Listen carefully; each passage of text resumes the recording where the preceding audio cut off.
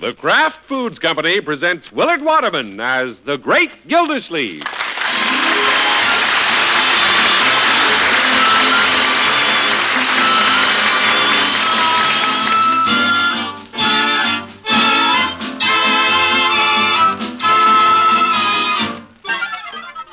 The Great Gildersleeve is brought to you, transcribed by the Kraft Foods Company. And Kraft, you know, makes the famous pasteurized processed cheese food, Velveeta. Velveeta has a wonderful cheddar cheese flavor that's rich yet delightfully mild.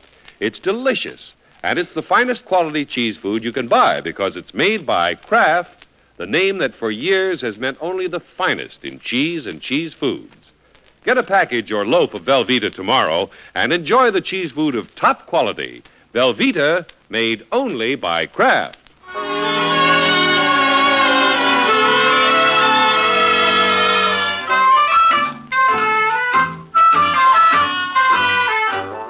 Well, let's see what's doing in the great Gildersleeve city of Summerfield.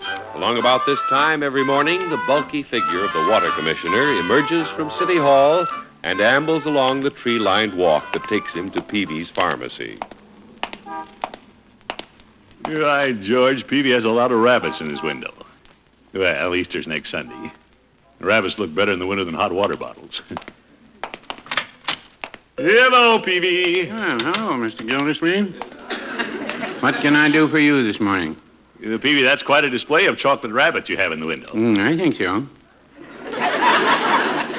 So why don't you get live ones? Well, if I had live ones, I'd have to feed them. These feed me. Have a bite? What's that? It's pretty good chocolate. Go ahead, bite off his other ear. Well, I love chocolate. I think I will break off a chunk. Sorry, Rabbit. Almonds. Well, yeah, it's the best part of the rabbit. Say, I think I'll take home a bag of these. Well, I've sold a lot of candy this way. Oh? But I'm getting pretty sick of eating rabbits. Oh, my goodness. Just charge it, Peavy. Well, how about some candy for your girlfriend? Well, I have been seeing a lot of Miss Olson recently, but I thought I'd send her an Easter lily. Well, she can't eat that. Oh.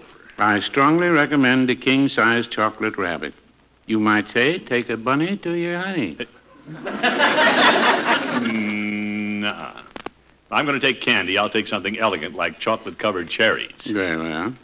Say, isn't that your niece's husband out front? Yeah, that's Bronco looking over your rabbit display. I'm not going to need another one if he comes in here.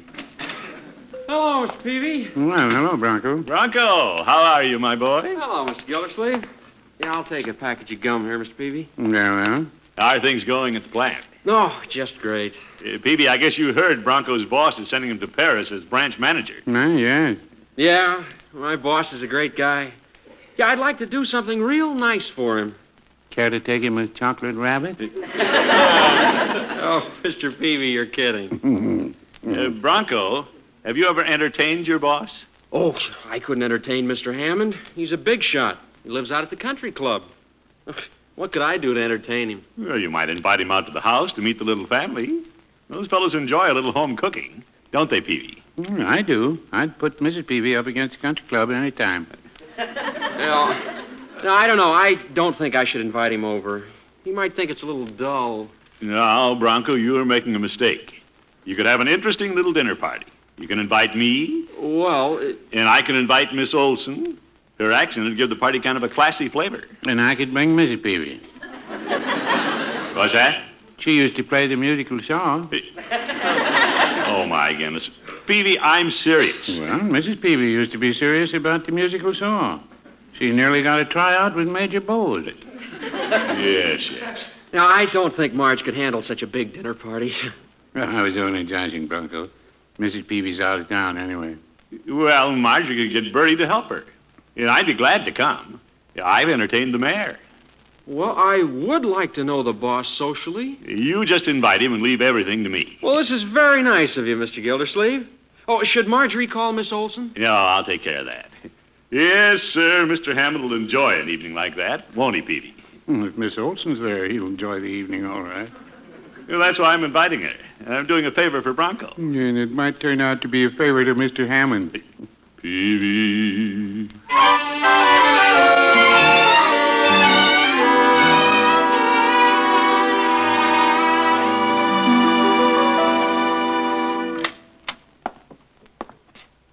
That you, Miss Gilsleeve? Yes, Bertie, I'm home. I thought that was you. Bertie, can you leave the kitchen a minute? Yes, sir. I don't think that Stu's gonna miss me. Stu? Bertie, how'd you like to cook for Mr. Dudley Hammond? Uh-oh, you mean I'm fired? We don't have to have Stu tonight.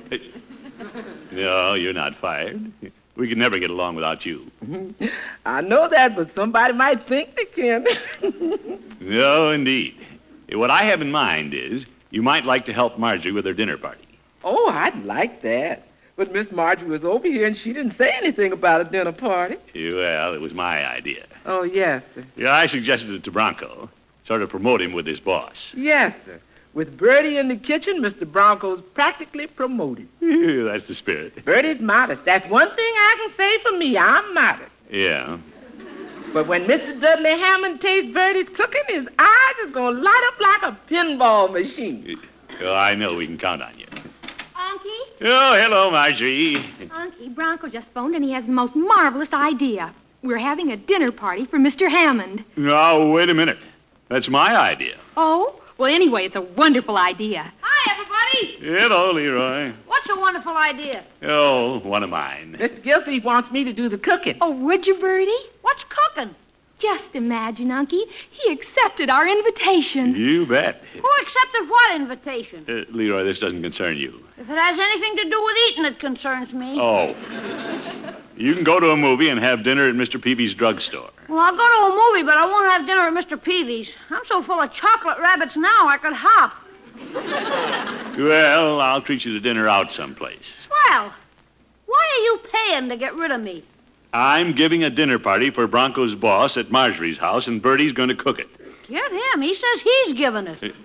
Well, Unky did give us the idea, and it's a very good one. Yeah, thank you, my dear. Well, I have to run home. I want to get the house ready for tomorrow night. I'll be over to help you, Miss Marjorie. Thank you, Bertie. Goodbye, Unky, Leroy. Goodbye, my dear. So long. How many's going to be at the party, Miss Gilsleeve? You're just Bronco's boss, and I've invited Miss Olson. For him? For me, young man. And just to liven up the evening. Oh, brother, you live dangerously. He sure does. What do you mean? Mr. Hammond's a handsome bachelor. I'll say I've seen him. Oh? I went out to the plant with Bronco. Mr. Hammond was dictating to 3 secretaries. 3 secretaries. And none of them knew what he was saying. They just sat looking at him. He was so handsome he had them practically swooning. Leroy, you're exaggerating. Every time he'd say, "Dear sir," they go, "Ah." Bronco tells me when women come around Mr. Hammond, he runs. Which way? Away from them. That's why he's still a successful bachelor. Oh, Mr. Gilsleeve don't have much to worry about. Yeah, of course not. I could see that when Miss Olson was over here last week. Mr. Gilsleeve had her mumbling to herself. She wasn't mumbling to herself. She was speaking French. Now, Leroy. Or one of those other languages. That's it. Mr. Gilsleeve got her talking to herself in 5 different languages. Now, Bertie. Yes, sir. He's got her talking to herself in French, Swedish, Italian, Spanish, and turtle-dove English. You mean pidgin English? No, when she talks to Mr. Gilsleeve, she talks in turtle-dove English. Now, Miss Bertie. Gilsleeve, do you know how she talks to you? Yes, Bertie. That's right. She talks to you in turtle-dove English.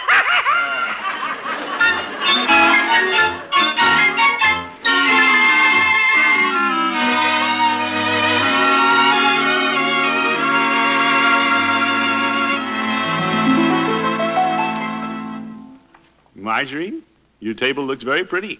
Doesn't it, Marie? Lovely. You're a very charming hostess, Marjorie. Thank you. Oh, you folks don't have to say those nice things. Marge is going to feed you anyway. Gee, I wonder what's keeping Mr. Hammond. He'll be along. When I left the plant, he was talking to Washington on the phone. Oh, it would still be a nice party if he didn't come at all. Oh, Marie, you just want to be with Mr. Gildersleeve.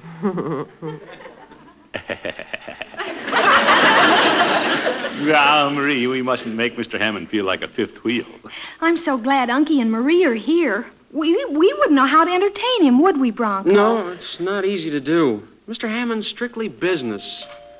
Well, there he is, kiddies. Oh, yes, Bronco, you go to the door. Well, why don't we both go to the door? Well, I think you should go. We could all go. Somebody go get the dog. Bertie, please. I'll go. Does the house look all right, Unky? Hey, Marjorie, relax. Well, Mr. Hammond. Hello, Bronco. Oh, welcome to our little home. Here, let me take your hat and coat. And your gloves. Thank you. I hope I'm not late. Oh, no. The others are just early. Say, he's not as old as I thought he'd be. You mean a man that young owns a big plant? Well, I looked younger than that when I started running the water department. Yeah, right in here, Mr. Hammond. Well, I want you to meet my wife, Marjorie. I've heard a lot about you, Marjorie. I've been looking forward to meeting you, Mr. Hammond. And this is Miss Marie Olson. How do you do, Mr. Hammond? How do you do? What a charming accent. Thank you. Yes, and this is Marjorie's uncle, Mr. Gildersleeve. Mr. Gildersleeve? It's a pleasure, Mr. Hammond. You've no doubt heard of me. I'm City Water Commissioner. Oh, yes, I've heard of you, Silversleeve. Gildersleeve. Throckmorton P. Oh, isn't that what I said? Well, I've been working too hard, Bronco. You'll have to assume more of my duties. Anything you say, Mr. Hammond. Is that a promotion, Bronco? Well, let's everybody sit down and visit before dinner, huh? Good idea. Marjorie, I imagine you kids hate to give up this cozy little place for Paris. Oh, no. We're so indebted to you for the opportunity to go, Mr. Hammond. Yeah, Marjorie's so right. Well, Bronco's earned it. The trip to Paris is all Marjorie has been able to talk about. Miss Olson, I can't quite place that delightful accent of yours. May I sit here by you? If you wish. I was going to sit there. Obviously, you've spent quite a lot of time abroad. Oh, yes, she speaks 5 languages. Marie's a very interesting conversationalist. Mm-hmm. Do you two converse in foreign languages? Well, I only speak English. But I used to speak a little Latin when I was in high school. I guess all of us had to take a little Latin, eh, Mr. Hammond? It certainly helped me when I was setting up my branch offices in Europe, especially in Paris. Do you speak French, Mr. Hammond? Oh, a little. Je suis sûr que mon français n'est pas aussi bon que le vôtre. Oh, au contraire, vous le parlez très bien. Well, merci, mademoiselle. Show off. Say, that's very good, Mr. Hammond. Marjorie, I hope you'll forgive me for brushing up a little. Well, I thought it was charming. Well, that's only because Miss Olson is so charming. Oh, thank you, Mr. Hammond. I thought he ran from women. As a matter of fact, I'm indebted to you for having Miss Olson here tonight, but of course, that's the thoughtful hostess. Oh, Mr. Hammond. Yeah, we're glad you're having a good time. Isn't this working out wonderfully, Unky? Oh, yes. Dinner served. Oh, thank you, Bertie. Shall we go into the dining room? I'm sure everybody's starved. Oh, Mr. Hammond, I think Marge is seating you, our guest of honor, next to Miss Olson. Zeke. Wonderful. My arm, Miss Olson? This is like having dessert before I get to the table. How very corny. May I escort you to the table, Marge, honey? Uh-huh. Come along. I'll take your arm, too, Unky. No. Go ahead. I'll bring up the rear. I'm not only a fifth wheel, I'm a flat tire.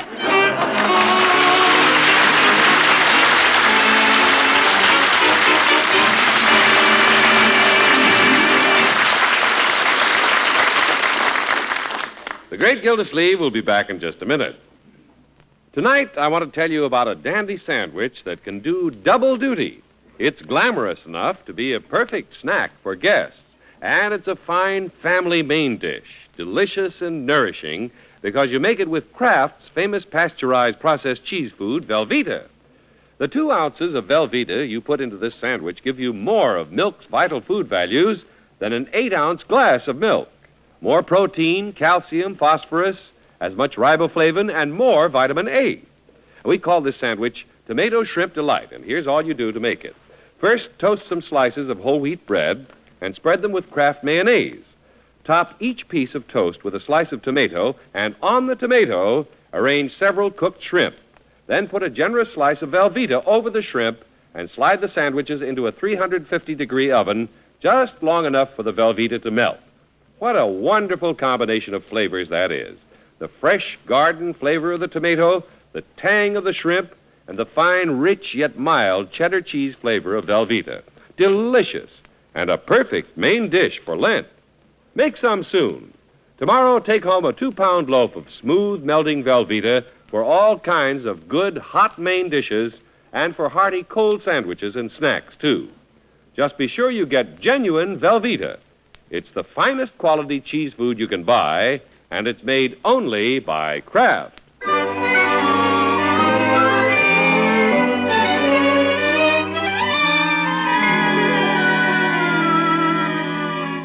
Well, let's get back to the great Gildersleeve. His heart may be in the right place, but sometimes his head isn't. Even he will admit he didn't use the best judgment when he brought his girlfriend to a dinner party for Bronco's bachelor boss. Yeah, I've never seen anything like it, Leroy. He practically monopolized Marie all evening. Yeah? You should have gone to the movie with me, Unc. Then you couldn't have seen him beat your time. Yes. Mr. Gildersleeve, Yes, Bertie. Mr. Bronco phoned and said he was on his way over here to talk to you. Well, he probably wants to apologize for the way that boss of his acted last night. Bertie, didn't you think he was obnoxious? No, sir, to tell the truth, I can't rightly say he was. What? Mr. Hammond told me my cooking was a gastronomic delight, and that's not obnoxious. Well... Yes, sir. So you know what I think? Mr. Hammond's a fine man. Well, I thought your dinner was fine, too, Bertie. Yes, sir. That's what Mr. Hammond said last night. Too late, Unc. He beat you to the punch again. Mr. Hammond's one fine man. He's a show-off, a flatterer, and an all-round sneaky-type character. He got Marie off in the corner and talked all night. Why didn't you do your stuff, Unc? Why didn't you sing Asleep in the Deep? That always gets attention. Many brave hearts are asleep in the deep, so Oh, my goodness. You sick, Leroy? I'm trying to cheer up Unc. I don't need any cheering up. I'm just glad last night's over and I won't see any more of that dapper Dudley Hammond. I'll get it! Never mind, Bertie. I'll go. It's probably Bronco. Oh, hello, Mr. Gildersleeve. Come in, Bronco. Hi, Leroy. Hi, has the boss made you a VP yet, Bronco? No, but the evening was quite a success, thanks to Mr. Gildersleeve. Forget it, Bronco. And I mean forget it. Oh, no, you deserve the credit. You know, if you hadn't brought Miss Olson, the evening would have been a complete dud. Well... Yeah, but as it turned out, the boss had a wonderful time. In fact, he wants to take us out now. Great. Have a fine time. Doesn't want me to go, I hope. No. You don't have to go. Good. Yeah, but he wants to take Miss Olson. Oh, pooh!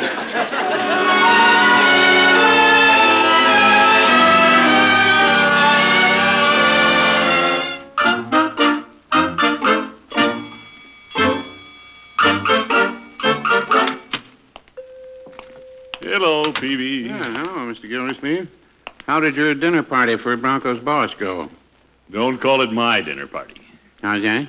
That Dudley Hammond had the time of his life with my girl. Bye. He wants to take her out again tonight. Well, I won't say I told you so. All right, don't. But I did.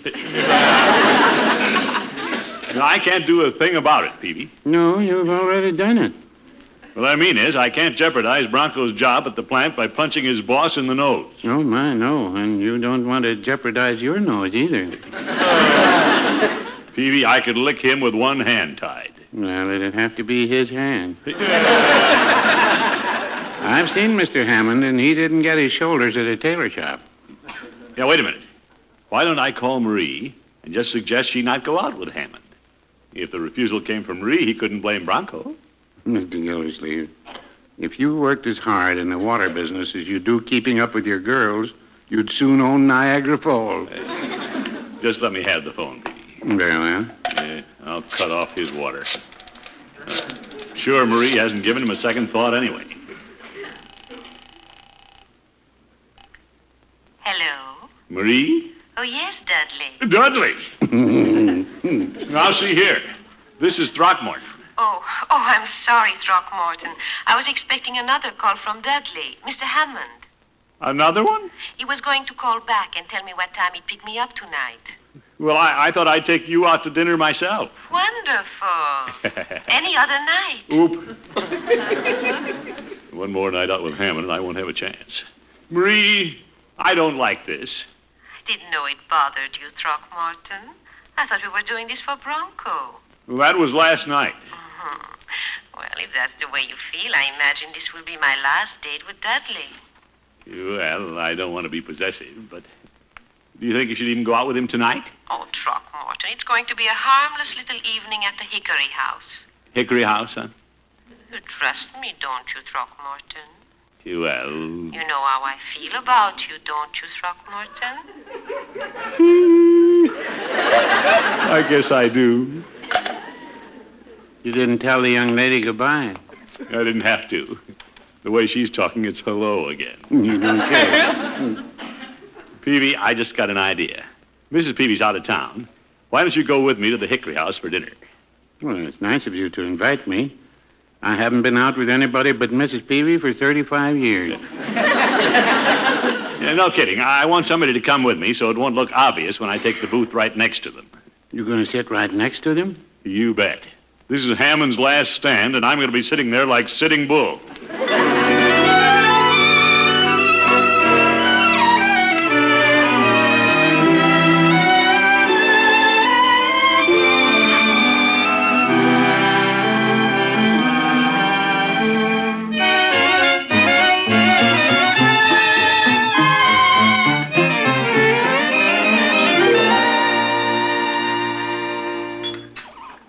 Mr. Hammond, this is awfully nice of you to bring us to the Hickory House, but you didn't have to do it. Oh, my pleasure, Bronco. Slide right in here, Peavy. Very well. Besides, it affords me another opportunity to see Marie. Oh, yeah. Dudley, you always say just the right thing. As the French say, vous savez toujours quoi dire. How true. What did she say, Mr. Gildersleeve? Quiet, Peavy. They don't know we're in the next booth. Well, it won't do us any good if they're talking French all evening. Bronco, have you decided what to order? Oh, I'll leave that up to Mr. Hammond. So will I. Very well, let me look at the menu. Yeah, with these high petitions, I didn't realize we can hear everything they say. Think we better move, Peavy? Mr. Gildersleeve, when you're sitting behind the home plate, why move out to the bleachers? Well, of course, I'm not eavesdropping. New York cuts, pheasant under glass. What did he say? What did he say? He's just checking the menu. Oh.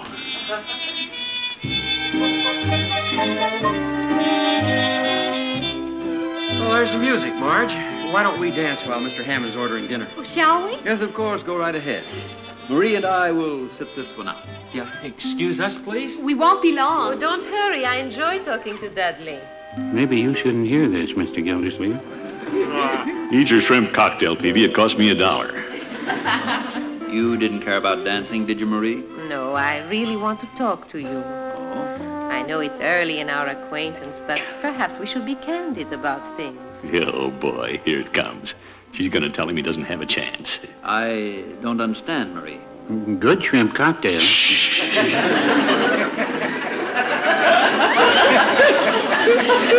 Well, Dudley, perhaps I can explain it this way.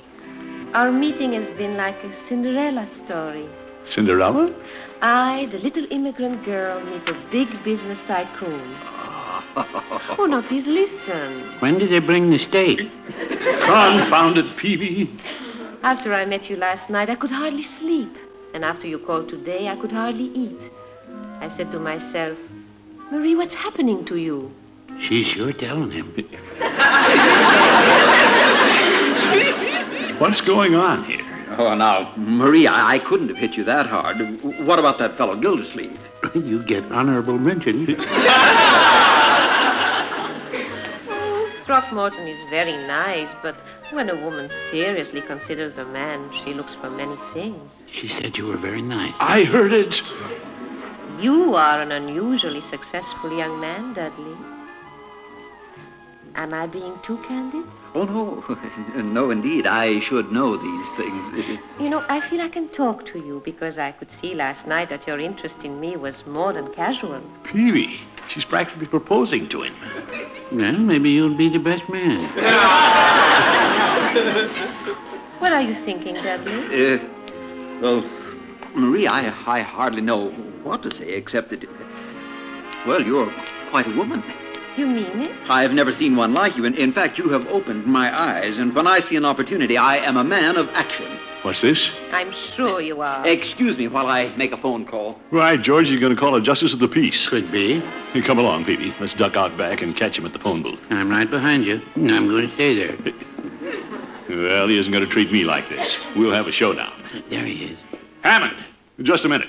Oh, hello, Gildersleeve. I want to have a talk with you. Some other time, Gildersleeve. I'm in a hurry. We'll talk right now.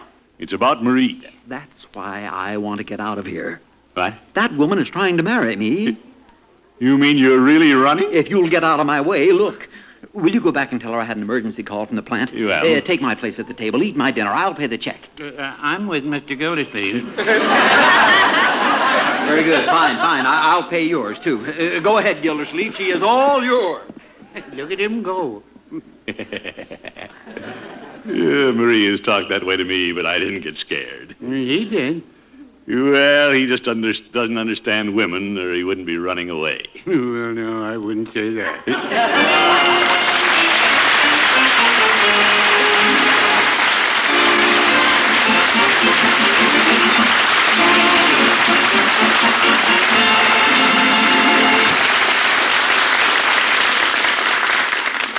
The great Gildersleeve will be with us again in just 30 seconds. School's out, the children are hungry, and you're too busy to fuss. What can you do? Just set out some graham crackers and slice some Velveeta, Kraft's famous pasteurized processed cheese food. Let the youngsters help themselves to a snack that's not only delicious, but hearty and wholesome, too. Just 2 ounces of Velveeta gives them more of milk's vital food values than an 8-ounce glass of milk. And remember, Velveeta is digestible as milk itself. For perfect snacks, keep stocked with Velveeta.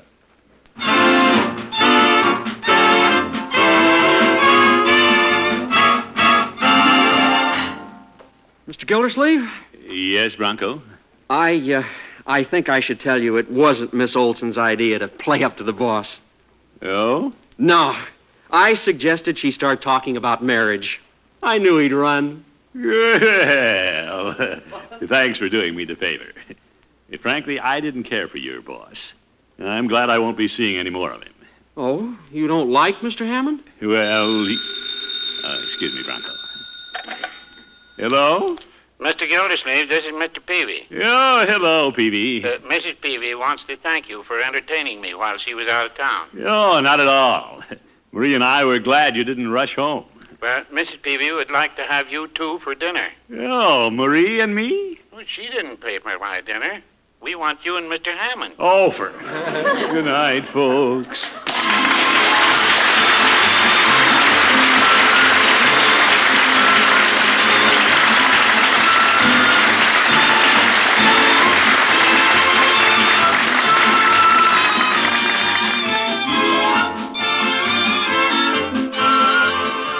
The Great Gildersleeve is played by Willard Waterman and is an NBC Radio Network production. The show is written by John Elliott and Andy White and is transcribed. Included in the cast are Walter Tetley, Lillian Randolph, Mary Lee Robb, Dick Crenna, Harley Bear, Gladys Holland, and Dick LeGrand. Musical compositions by Jack Meakin. This is John Heaston saying goodnight for the Kraft Foods Company, makers of the famous line of Kraft quality food products. Be sure to listen in next week and every week for the further adventures of the Great Gildersleeve.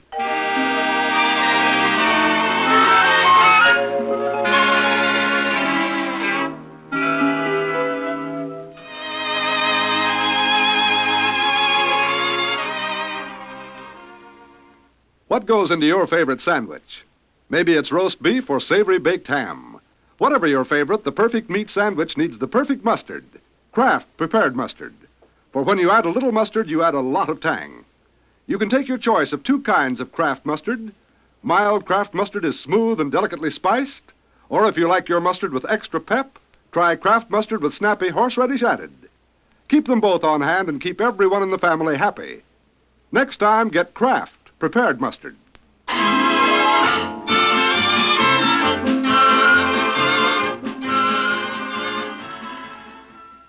Now, now play You Bet Your Life with Groucho Marx on the NBC Radio Network.